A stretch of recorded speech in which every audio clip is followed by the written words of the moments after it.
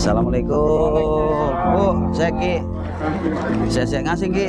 Alhamdulillah. Tapi ya.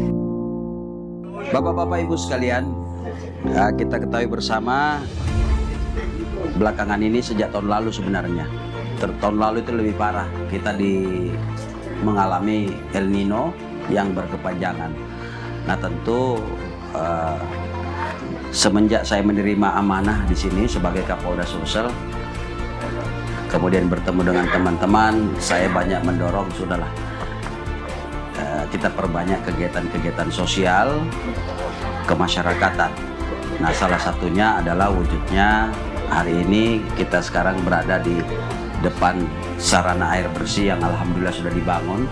Saat ini kita berada di Kelurahan Layang, Kecamatan Bontoala, di mana kita alhamdulillah sudah selesai membangun sarana air bersih.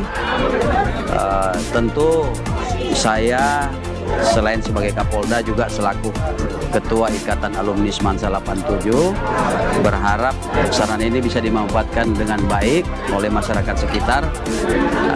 Saya tadi dapat laporan dari Pak Camat juga dari Pak Ketua bahwa paling tidak 500 kakak di sini bisa memanfaatkan sarana ini.